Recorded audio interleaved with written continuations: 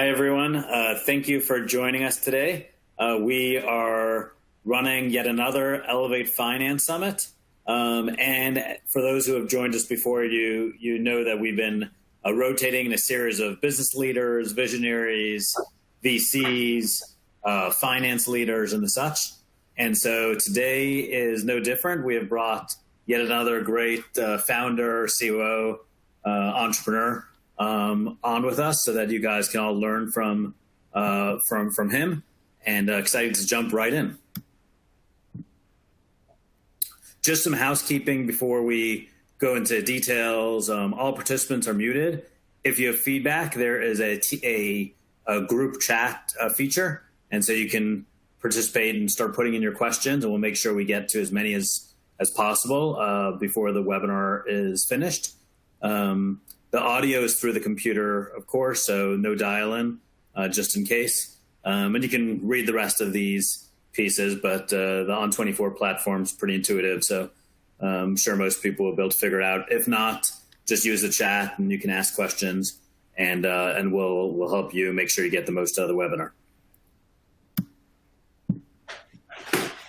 So just a quick overview of our discussion today. We'll talk about, being a great corporate finance and just great business leader in the discussion today. The star of the show is Jonathan Wu. I'll introduce him in more details in a few slides. However, he'll focus generally speaking on, his past success and then kind of his own future and the insights and learnings he's had along the way.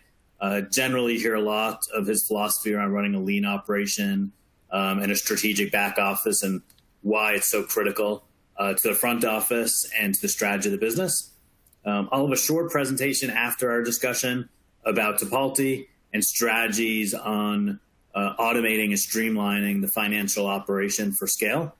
And then we'll have time set aside for Q&A. And again, you can use that chat capability to input your questions, and we'll try and get to as many as possible. So briefly, my name is Rob Israq. I am the Chief Marketing Officer for Tipalti. I've been here now for about 5.5 years, so quite a long chunk. I think we were about 17 employees when I began, and we'll be over 400 by the end of the year. So it's been quite a ride. And prior to Tipalti, I was at NetSuite for 8 years, so several years before the company went public. And then beyond, I ran branding, international marketing, and demand generation. And then I've had runs at Intuit QuickBooks and GE in their GE Capital division prior to that. And then Jonathan Wu, who I'll actually introduce in more deeply in a few slides, but serial entrepreneur, CEO, CFO, president, founder, partner, advisor. He's pretty much done it all, but I'll go into more detail shortly, and then we'll kick off our discussion. Jonathan, you want to just welcome yourself to the crowd shortly? Yeah, hi everyone. Wonderful to meet everyone. Hopefully you have or enjoy the conversation. Cool. So before we jump into the discussion, just obviously, I think probably a lot of the folks on the phone today are here because we as we all know, we're going through a challenging time, a time that's more or less unprecedented, and there's quite a lot of unknowns we're all dealing with as business leaders. And, in these types of times where there's uncertainty, you do have to have a lean mentality in mind. So you're not wasting money unnecessarily, but you are investing in those areas that secure the now and secure the future. And companies are generally using this time to rethink how they operate and really question the status quo, finding those areas of inefficiency or areas that are wasteful or simply hold back positive growth and strategic business changes. Finance, of course, has a huge role, as you all know, in that. In fact, it's already been a trend that's been happening for years, where finance is seen as a number 2 player in the business and a critical enabler of strategic decisions and business growth and scaling. But now more than ever, it seems to be accelerating that trend. And the expectation of finance is really to be spending most of the time on helping the business navigate and make better decisions to get through this uncertainty and set up a business model that's going to be sustainable beyond that for the long term. And so I think you'll hear some of these topics today But I think that's kind of behind the scenes. Beyond that, of course, finance has to be worried about working capital, cash flow, cash visibility, making sure their stakeholders are happy and the company stakeholders are happy, identifying and mitigating risk, and then, of course, enabling growth. Finance and the back office generally have a absolutely critical role in that. The idea that one side is cost and one side is growth of the business is the thing of the past. And I'd argue that the dynamics going on in the market today actually accelerate that trend. So that's a little bit of context and some earlier setup for the conversation. And without further ado, I'm going to jump in right into it, Jonathan. Just a little bit more background on Jonathan. I'll do this because Jonathan's a humble guy and he'll be won't give himself full credit, but hopefully I can make him blush a little bit during this. But current CEO, CFO at Jobscan. He also runs Tomo Ventures, which is a consulting firm working with many B2C, B2B software and e-commerce companies. And he'll talk a little bit more, but he's just about to kick off his latest venture at Ethical Pause as a founder. But his background's pretty impressive, going back COO and CFO for Touch of Modern for many, many years. And prior to that was the founder or co-founder and CEO of the company as well. Board advisor and board member at numerous companies. And he's been a CEO and founder at several other technology companies and e-commerce companies prior. Touch of Modern, of course, a company many of you on the phone will be familiar with. They were literally ranked number 147 out of the Inc. 5000 list in 2016 as one of America's fastest growing companies. They're pretty well reputed in terms of having great business metrics for an e-commerce company as well. And Jonathan himself has been listed in the Forbes 30 under 30 before. So hopefully, feel fortunate to have him on the call today. And hopefully you guys get a lot of value out of the discussion. Did I succeed in making you blush a little bit, Jonathan? Thanks, Rob. Yeah, very, very, very detailed. More than I would definitely typically say. Cool. So let's kick things off. Why don't we just start things off about kind of where you're headed? Now that you're starting your next venture, can you tell us a little bit about the venture and the concept and, why you're embarking on yet another stage of your career?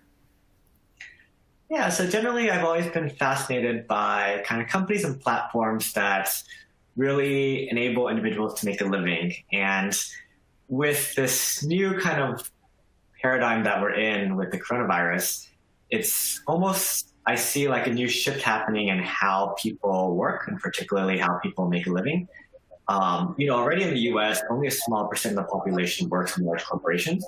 And with the flexibility of work from home and not going into an office, I think that will continue to accelerate. And so particularly, my background and passion has always been in e-commerce.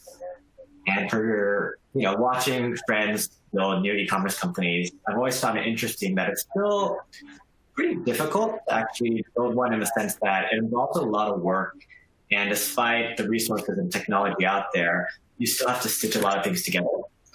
So my new endeavor is basically, can you really simplify everything in this world of commerce in terms of spinning up a business, right? It's kind of how Touch of Modern was built, which is, can you think about how do you automate the entire back office operations of commerce such that an individual can focus just on the marketing aspect and everything else is handled. So you can keep a much simpler business, less headache, and still build a business that can be successful.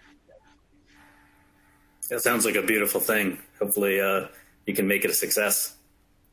Yeah, should be fun. Given the experience you've now had at Jobscan, Touch of Modern, some of the prior companies you've run, what are some of the learnings? I think you've touched on a few of them. What are some of the learnings you've taken from those prior businesses that you're using to approach this company differently? Yeah, so first I'd probably give a quick background on how the companies were built. So Touch of Modern built everything in-house. The main reason for that at the time was we actually had no money or very little funds available. So as a result, software at the time was still fairly expensive. So our CTO took a philosophy of just building everything in-house from a software side, and we continued that with all of our operations as well. The huge benefit for that was that we had all of our data very readily accessible, and we could actually build a lot of data and tracking into everything we did. So beyond just the standard business metrics, we literally had data on every action of every individual workflow. So if you think of on operations side, every task that someone does, if you know exactly how long everything takes, how much output everyone can produce, it makes planning and scaling the business much easier, right? The challenge with building everything in-house that I learned was you're kind of committed to what you built. And as a result, you kind of lose this ability to pivot as much and to innovate as much because you have so much existing infrastructure and headcount you need to work with. And I think a lot of large companies kind of have that challenge as well as you get bigger. And then Jobscan, so my friend who started Jobscan wanted to take a year sabbatical. So he asked me to kind of step in for a year and to run the business and kind of clean things up. So Jobscan took almost a complete opposite approach, which is he outsourced absolutely everything, which made it very, very cost efficient in terms of building and scaling and pretty agile. But, some of the things I've learned as I've been cleaning things up is, one, because the team, they're just a very small in-house team, there's a lot less ownership. We tend to realize that, contractors are great to get things done, but, ownership is still really important when you're thinking about trying to improve the business and trying to innovate and rethink how you do things. Whereas, when you use entirely outsourced teams, you're just focused on it. I think there's a poor balance there. And the other one was put all of his technology resources for the product, which is, I think, what many software companies do. And as a consequence, there's essentially been no emphasis on using technology for the back office. So from an operational side, it's not even scaling linearly. It's actually scaling, I'd say, like less than linearly, because you have things like customer service, but as you scale, as you know, you have increased overhead and administration. So actually, we tend to scale even worse. It's been an interesting challenge trying to shift the mindset towards thinking about automation and making it like easier, kind of having the business scale more naturally. So kind of some of the lessons or how I'm approaching the new company is, one, I've definitely realized a great value in terms of investing very heavily early on into data, not just kind of the top level data in terms of revenue and financial metrics, but all the operational data, all the different actions of what people can take, and just the ability to measure everything. Because it really, once you have so much data analytics at your fingertips, it really lets you see a lot of opportunity and inefficiencies in the business. That I think was very valuable for scaling such a model. And then the other one is kind of just from Jobscan is to always have a very robust outsourcing capability at your fingertips. So you have a network of execution that you can scale up and down as needed, and leveraging the in-house team really for ownership and driving innovation, and kind of blending workflows together that in the past wasn't commonly used. There's a lot of good insights there over the course of time. Interesting how different each business was in terms of their approach. Can you talk about, maybe going a little deeper into touch of modern, given the long run there, and your role there, the focus, and how you kind of embarked on that? Mm-hmm. Yeah, so with Touch of Modern, I had 3 amazing partners, and how we generally split up the business and focus was my 3 partners really focused on user acquisition and conversion, and really driving the growth on that side of the business. And then it was kind of left up to me for everything else. So everything from building the team, allocating the resources, helping establish all of our processes and automation, that was kind of where I spent all of my time and thinking. And, just kind of as a background and kind of personality, I kind of approached that by essentially going through each function step by step and simply doing the work. With this philosophy from our investors, which is kind of this idea of hire to replace yourself, right? I generally find that, especially in the startup world, because you tend to grow into a management position so quickly, a lot of people don't tend to have an understanding of the details on each of the different functions and what it takes to execute on certain things. And in particular, you don't have a good understanding of how long anything takes, right? And then, when you do everything yourself, you really value time, or you realize that actually the most expensive thing that you're running essentially as a CFO and in allocating resources is not actually money necessarily, but it's actually time. Because in most companies, your salary tends to be the largest portion of your cost, which essentially is time. So one is always think about how do you optimize people's time and minimize any overhead or any wasted time. And, as a result, with this idea of kind of hire to replace yourself, I spend a lot of time on recruiting and also therefore a lot of time thinking about how do you avoid recruiting. Because if anyone has ever spent a lot of time in recruiting, it takes an incredible amount of time to find good talent, interview, recruit, and onboard, right? I think in management consulting, they estimate the cost of a new hire from, $10,000 to $30,000 for each new hire, right? And they only last for 2 to 3 years on average. So it's very, very expensive. And therefore, if you're thinking about scaling a business and scaling quickly, a lot of the time is actually spent, how do you avoid recruiting? And how do you kind of stretch out the time in which you need to add a new head? That's where a lot of the operations and technology and new ways to scale and essentially or hiring.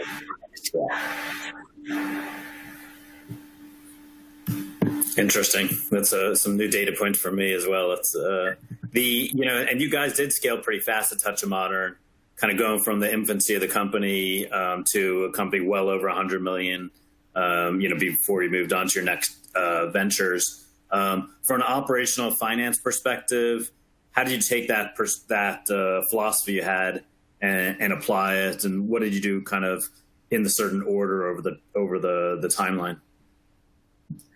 So I was very, very fortunate to have an awesome CTO that really believed and had an appreciation for operations as well as a very big appreciation for data. So in the very beginning of the company, we spent a lot of time in terms of planning out all of our data structures in terms of all the knowledge of the business that we wanted to capture early on. So we could have that data as we scaled, right? And that was very important, at least for our business, in the sense that in the very beginning, I was actually able to build a fairly accurate roadmap of where we were going over the next 4 years that we pretty much hit within a few % margin of error in terms of exactly our revenue, headcount, and scaling cost. But, in particular, with how we scaled to that level that quickly, as I mentioned, our CTO was very instrumental for this in that we took an approach where technology and operations were kind of embedded together in a new way to build a company, right? So in most software companies, technology, as I mentioned, tends to focus very heavily on the product and the offering and what people are buying, right? And then you try to buy additional software for your back office and things like that, which works well in many cases. But for us, we wanted to use technology to automate a lot of the workflow and essentially all the tasks. So with every task that someone was doing, we always tried to see, is there a way we could do little things to automate those little tasks? So people's time could be spent more on essentially thinking or on decisions or on coordination across departments rather than individual tasks, right? And everything from, even with hiring, I, at least in the beginning, insisted people have a very high typing speed because you spend a lot of time writing emails and communicating. And if you're very slow at typing, that just impacts your productivity, right? And so one of the things we had the luxury of building our technology in-house was for our individual's workflow, people's workflow could be handled and communicated through the technology. So, we have everything from our salespeople passing accounts down to operations to photography and copywriting to pricing, this whole workflow, rather than people kind of communicating that each brand and vendor was ready for that next step. That was always handled automatically, right? So people could focus on what's essentially required, that human touch, rather than little things that were repetitive that we could essentially automate, whether it's communication or individual actions. We automated how we collected information from our vendors, both on the pricing, merchandising side, and even, financial information, paying them, how we did instructions, and just the whole aspect was just really rethink exactly how every step of the funnel, every step of the workflow is done, and how can technology make it better. Fascinating. Within that automation focus, what areas did you end up building inside, and which areas did you end up using external vendors, and why did you make those? It sounds like the bias was towards building it in-house whenever possible. When you went outside, what were those reasons for using external technology? Mm-hmm. Yeah, so internally we built, for better or worse, all of our operational technology in-house. Everything from our CRM, ERP, obviously all of our e-commerce technology, and our warehouse and order fulfillment technology. We made a very conscious decision not to build any financial technology in-house. A few reasons for that. One was pure compliance. I think finance is a very unique industry with the regulatory industries and a lot of compliance. And it was one of those things that, we're already trying to figure out so much about the business, just learning about retail and operations in general, and every other facet of business from marketing to recruiting, that we didn't want to learn about, the regulatory nature of everything. And likely we were going to forget things along the way. So for that, we outsourced both our payments, processing in as well as payments processing out, in automating both of those. So for that, we used obviously Stripe coming in and then Topalti for everything going out. And that allowed us to have all of our financial technology kind of handled and scalable very well without having to think about it. Got it. You've kind of taken this lean optimization mindset to next level, with the idea of focusing on your core competencies. Where did that root from? What's the kind of root of that philosophy, and, why has it worked so well for you? I met someone early on when we were starting the company, during the fundraising process, an investor that actually didn't invest in us, but one of his pieces of advice kind of really stuck with me even to this day.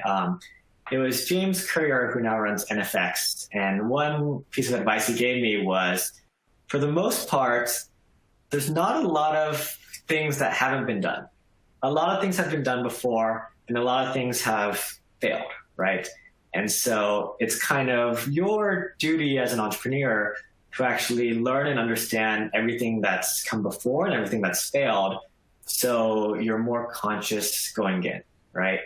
Kind of building a business. And so some of the things with that was, you kind of look at the landscape of the space we were going into, and there are a lot of failures from either companies spreading too thin, spreading their resources too thin, or not having a good understanding of the business, right? So as a result of that, we put a lot of emphasis to try and counter those failures, because, it's kind of just lessons learned. So we took a general constant idea of always trying to constantly learn and just always understand the business, always have kind of dig into the nuances. And really actually, many companies take this approach where when everything's going well, it's kind of everything's peachy, but when things are going badly, you start digging in to try and figure out what's wrong, right? But actually, you should actually kind of take an opposite approach where when everything's going well, you should actually really dig in to figure out exactly why are things going well and how do you amplify that success. Because when things are going badly, it's almost pretty obvious of why things are not going well, and that's very easy to fix. But if you dig into why things are being successful, then you can start to amplify that success, and that gives you leverage, right? One of the things in the world of kind of finance and allocating resources is in most operational departments, they scale very linearly, right? And that's why people tend to not like operations for that reason. But in other areas like marketing and technology, you actually get a lot of leverage from that. And so the more you can understand how to amplify that, the more you can get an expanded ROI with that investment. And so that's kind of how we took the approach of kind of allocating resources and scaling there. Very interesting. What do you think some of the keys were that helped you enable that scale, that speed, and essentially freeing up your folks to your people to focus on innovation and differentiation and growth? For myself, I actually think a very important thing for the executive level is actually focusing on building the right culture that really enables the team. So for me, what I found kind of chatting with a lot of other founders and executives was two that stood out to me. One was adaptability, and two was ownership. I definitely stole ownership from Apple. I forgot where I stole adaptability from. But those were very important for us because rather than trying to have, being on my shoulders or on my, the founding team's shoulders to trying to figure out how to scale the business and to try to, always constantly improve everything, we almost pushed everything down towards the entire team and kind of enabled that from a cultural sense where everyone in the entire team was focused on driving the business as well as trying to improve things and kind of make their lives easier, right? They saw kind of us as, the early, employees kind of doing everything, that we were always trying to think of how to use technology to make our lives easier. And then that philosophy kind of was inherited and passed down, right? So one very early on was, since, we spend most of our resources on kind of sales, marketing, engineering, hiring. We put no resources towards the back office. So I was doing essentially all the finances. And I knew that with our technology, we had all the data of exactly how much we owe everyone and when we should pay them, right? And I was like, there must be a way that we could just have this done automatically, right? There is no reason why I need to process all these payments every single week. Because Touch Modern was built as a daily sales business, which meant in the beginning, we were already issuing 30 payments a week. And then, as we scale the business, that's thousands a week, right? And so just kind of that mindset of there must be a way to do this. There must be a technology. And just kind of thinking with that approach is we were always trying to figure out a way to either rethink how we could do things or just find a better way to free ourselves time or free up our time, right? And that kind of general culture was passed down to the team where as kind of the early employees moved into kind of management levels, they were always thinking about how can we leverage engineering, but also how do we use as little engineering time as possible to drive efficiencies within all departments, right? So everything from operations to finance, sales, marketing, we always thought about how do we leverage technology first to make our lives easier. And then another thing we did, I did was basically as we hired every single person, I actually spent very, very little time in training. And actually I put very little emphasis on training as part of the mentality. I wanted a culture of people who had this mindset of always trying to figure things out, right? And if you're always trying to figure things out, you're always looking at a problem and always trying to figure out a solution, right? It may not be the best solution, but the idea that I kind of tried to teach everyone was, there's always going to be problems throughout the entire business, right? We're growing fast at the beginning, we're putting everything in place, there's always problems. Don't point out the problems. Be aware of the problems, but just bring ideas for solutions, right? And I only want to talk about essentially, yes, let's start doing this or start implementing that. And I think that really helped us kind of distribute that work where everyone was just trying to constantly improve all aspects of the business. Interesting. It's amazing how choiceful the company was with the time everyone used, from management all the way down, and how that affects the DNA of the company. For a COO, CFO, finance leader who's on the call right now, what do you think, particularly right now with coronavirus and obviously the economic challenges that are going on with it, and just the changes you've seen happen to the back office and to the finance function? How do you think they should be thinking about their role, and how has that changed from your perspective over the past 10 years? Mm-hmm. Yeah, I mean, so from a just pure where you're kind of investing on technology and software and automation side, obviously you're looking for solutions that are scalable and allow you to both scale up and down. Is very nice because, as you know, headcount is a fixed cost, and any downsizing there obviously is a very big hit to morale. The other thing we did that I found worked very well was I put a big emphasis on essentially financial literacy within the organization and having everyone understand this idea of resources and decision making, right? So typically it's on the CFO and the finance team to kind of go a top-down philosophy in terms of how we're budgeting, how we're allocating resources, and how people, think about that world. But for us, we almost went with I tried to ingrain the cultural philosophy through the entire team. So it actually became a much more or less like a bottoms-up approach, where people understood how the different aspects of the company worked. I'll give you a great example on kind of our vendor side.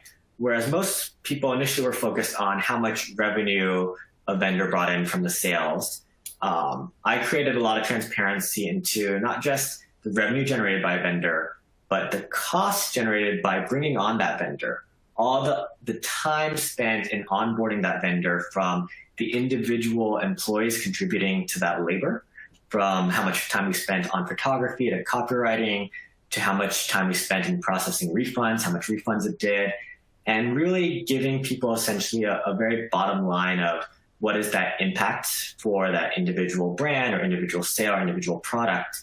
And kind of just throughout the company, just kind of understanding more than just revenue, right? So understanding all the costs, because if only the finance team is preoccupied about cost, then it's always this constant debate and struggle, and you're fighting with people on budgets, right?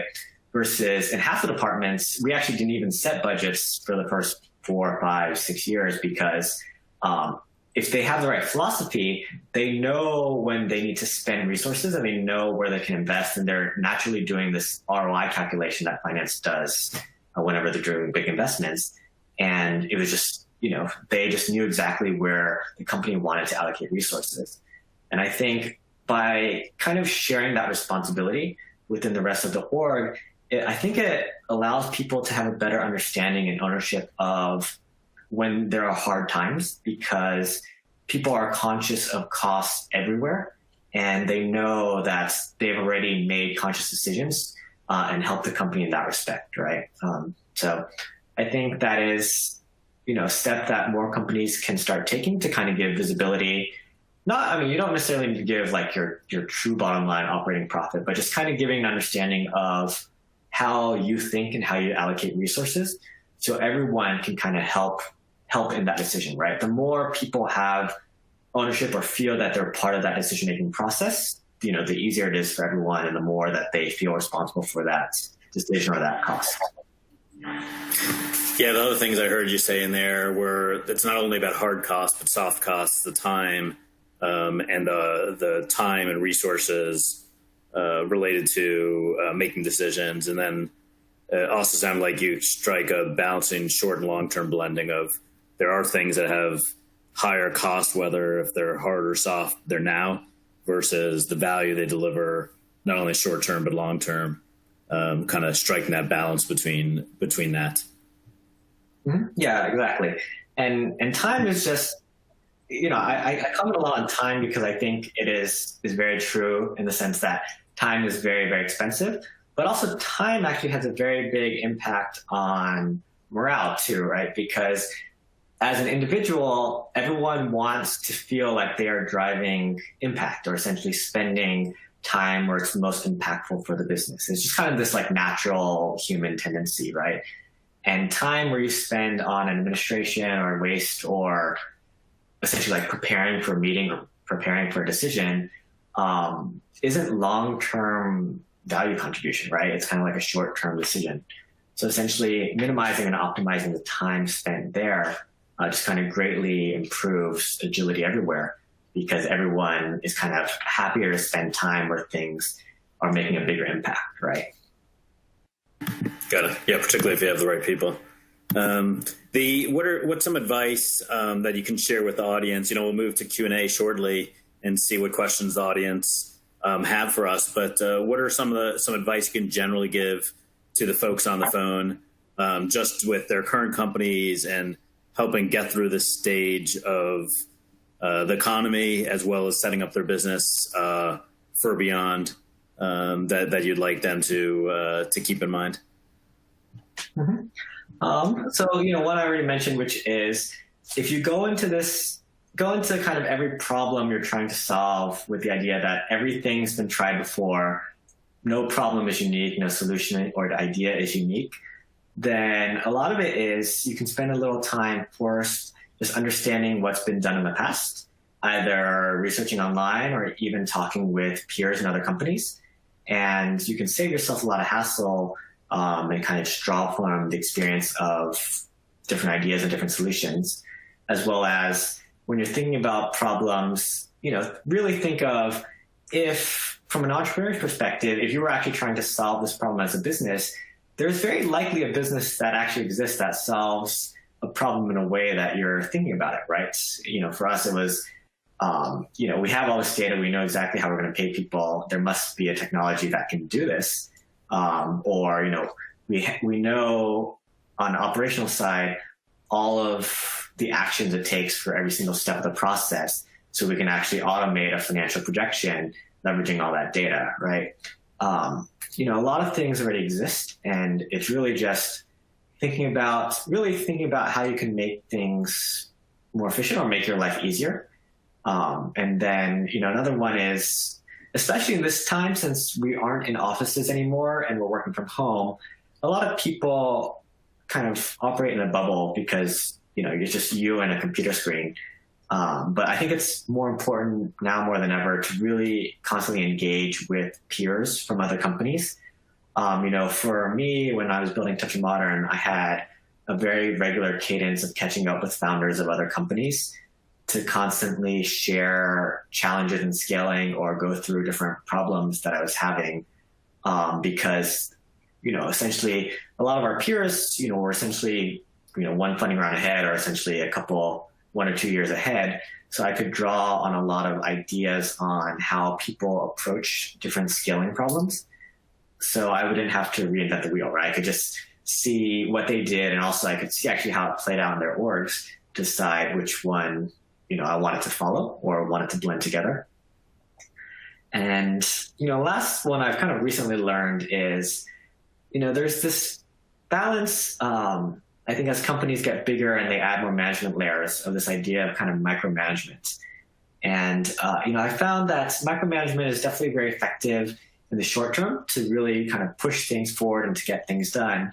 But there is a very unforeseen long-term consequence in micromanagement, in the sense that you actually kind of stifle creativity and innovation at kind of the lower levels, because the more you micromanage and the more you kind of go top down, the less you're going to have ideas coming from the bottom, because people feel less ownership, right?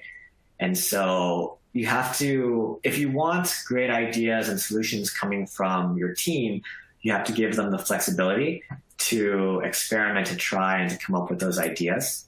And in the long term, it definitely makes your life easier, but there is this kind of short-term transition where people learn that that is kind of part of their responsibility and part of their flexibility and ownership. Yeah, this is tricky balance to strike on that one, for sure. So we'll go into shortly. I'll go through a quick overview of Tipalti for those folks on the phone and want to learn more about Tipalti and where we fit in. And then we'll jump over to the Q&A. And Jonathan will be here for the Q&A, so I'm sure most of the questions you guys are asking will be for him, although I'll be happy to answer anything you want me to. So just a quick overview about Tipalti. We've been in business for about 10 years. You can see our roster of clients on the right-hand side there. But right at this point, we're processing over 11 billion in annual transactions. We have about 4 million payees, through the system. About 1,000 customers, over 1,000 customers using our system. What we're particularly proud of is the fact that throughout the entire tenure of the company was, in fact, one of the reasons I joined the company 5 years ago, is that we have very, very high customer retention and customer satisfaction rates. In my previous companies, I've never seen rates at this level, but we've been able to maintain pretty consistent 98, 99% customer satisfaction. In terms of our strategy and who we serve, we really focus on high velocity businesses, companies who are scaling, growing, changing, oftentimes going global, oftentimes having to step up their financial controls, and various things you need to do as your business grows up and needs to improve productivity and simply mature and keep up and scale efficiently with their growth. We're really proud of the fact we have been Deloitte 500 and Inc. 5000 winners the last 2 years running. We actually just won, I guess I'm not supposed to say this, but in a few weeks it'll be announced, but Inc. 5000 again. I'm pretty sure we'll win Deloitte 500 again. So I think there were only 61 companies that were in that list for the last 2 years. So I'm sure it'll be like 30 companies in America that are 3 successive years in both lists. So we'll announce that shortly. But a little bit about our philosophy. Chen, our CEO, started the company essentially because our other co-founder, Oren Zev, who's a VC investor in many companies, one of his portfolio companies who was paying, in that case, publishers, who was an ad network all around the world, came to him and said, look, the CEO literally said, I'm spending 1/5 of my time, 1 day a week, essentially, paying all my suppliers and partners. And I can't find a solution for this. If you build something, I'll be your first customer. And so Oren Zev found Chanamit, who built the company.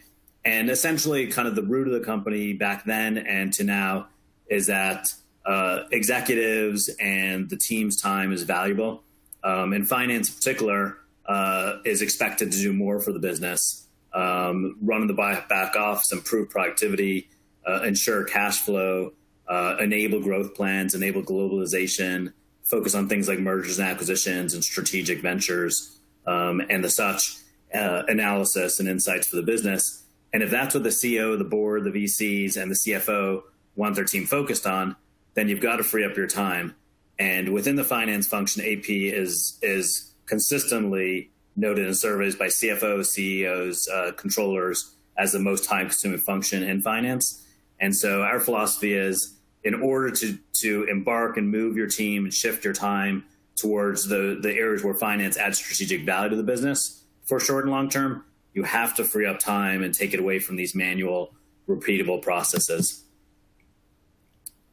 In terms of how we do that, we take a holistic approach. So we've looked at the entire payables function from end to end, from supplier onboarding, supplier management, tax compliance, financial controls, invoice processing, payments, not just in the US, but around the world, communications with suppliers to reduce inquiry levels that your finance team and buyers need to deal with, reconciliation and AP reporting, multi-subsidiary structures, looking at the entire workflow as an end-to-end flow and figuring out how you can automate it as much as possible.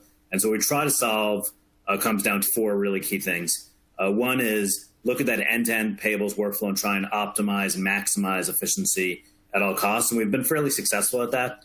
Typically, the ROI is about 80% reduction in finance workload. I can tell you that's not actually an aggressive number.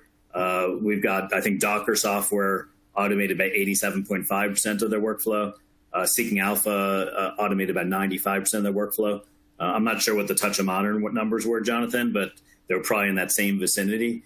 And so we've been pretty effective because we took a much more holistic approach versus looking at it as just a payments problem or just an invoice problem or just a supplier onboarding problem and the such.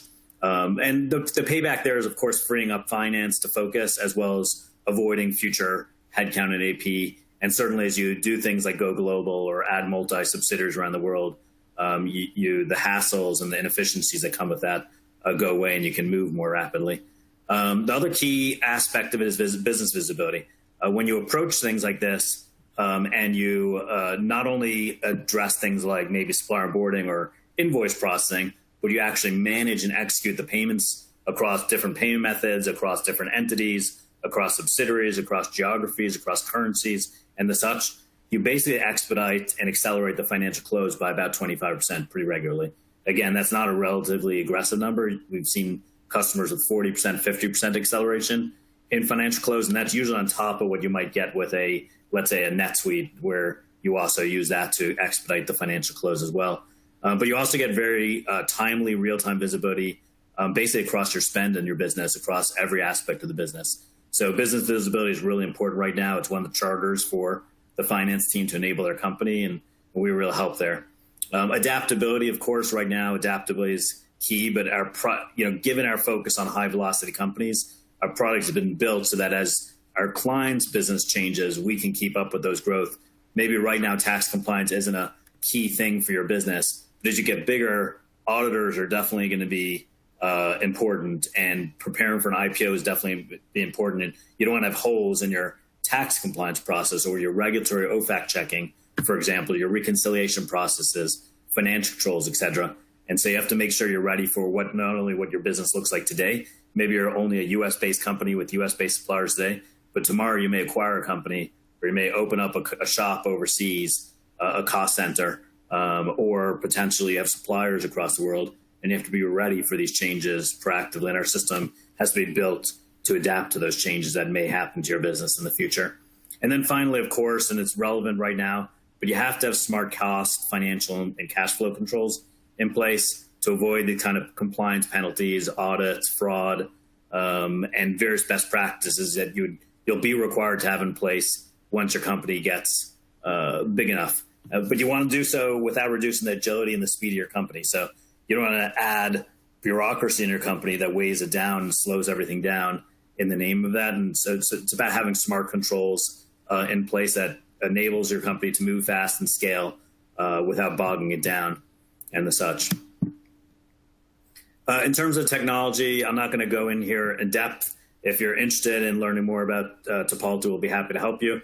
But essentially, as I said, the system's been built to prepare you for now and for the future. And we do that with a suite approach where we approach the entire life cycle of payables, from supplier management onboarding to tax compliance, invoice processing, global remittance, early payments, if that's something that's interesting to your business. And then, of course, your payment reconciliation, financial close, and AP reporting, including tax reporting. And it's done on an infrastructure that's built in a multi-subsidiary fashion that enables intercompany transfers and FX conversion, has really robust financial controls. And then, of course, it's modern, it's cloud, it has very robust artificial intelligence with our Topalti Pi platform and the such, and it's built essentially in a modern way that'll help a modern company grow and scale as fast as possible. Here's a few of the ROIs we talked about. Actually, Touch of Modern is in here, but scaled from about 6 million to 150 million without having to add another accounts payable person along the way. Docker software accelerated their financial close by about 25% and achieving almost 90% AP workload reduction. Zola, 400% productivity improvement. And, I think reading between the lines of what Jonathan was talking about, productivity is becoming a metric that the CFO owns across their business in many cases. And that's a key productivity metric there. And of course, Foursquare had a really amazing financial close story there. But it's all about scalability and productivity for the company. So hopefully that gives you a very brief overview of Topalti. I didn't want to get in the way of the Q&A. So without further ado, let's jump right in. Just trying to find the Q&A module here on the screen.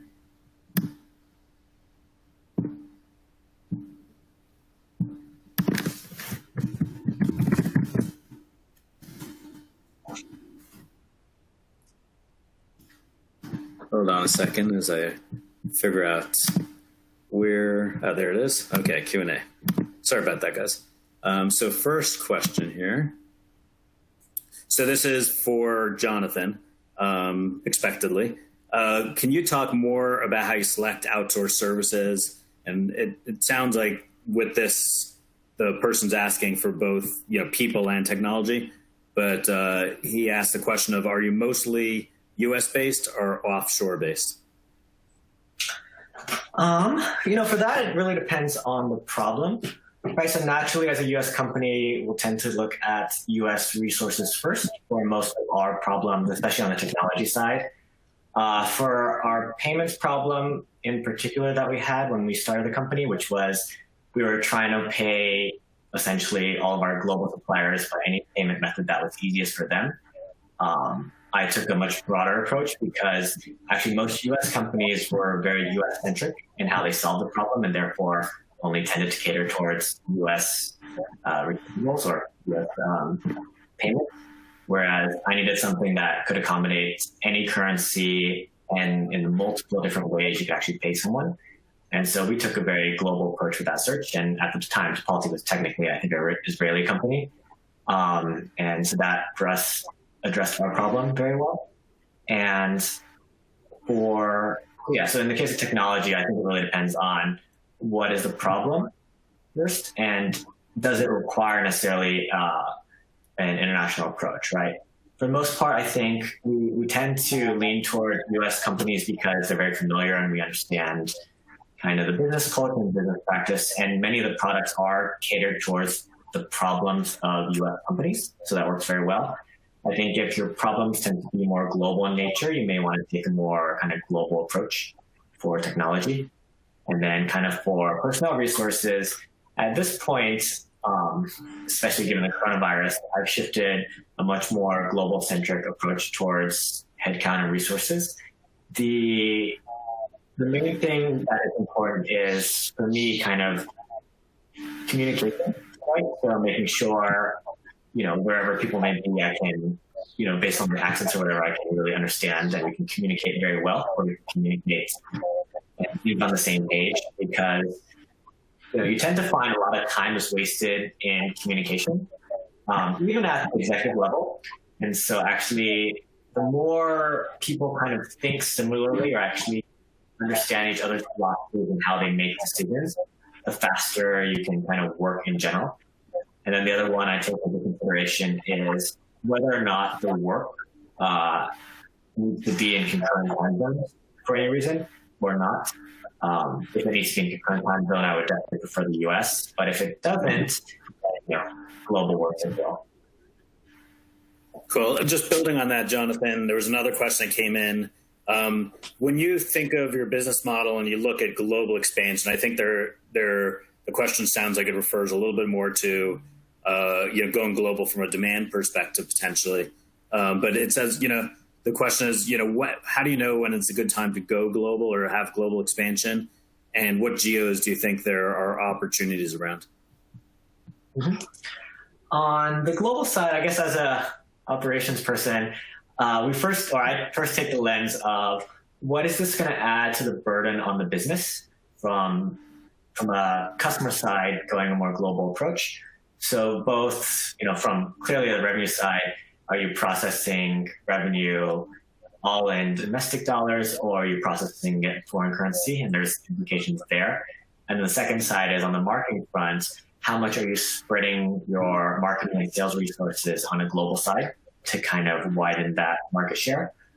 Generally speaking, I think conventional wisdom is that you should obviously try and master your home market first. The only reason you would consider that is essentially if you see an excellent arbitrage in any given global opportunity that makes it more compelling to go elsewhere or go beyond your typical market.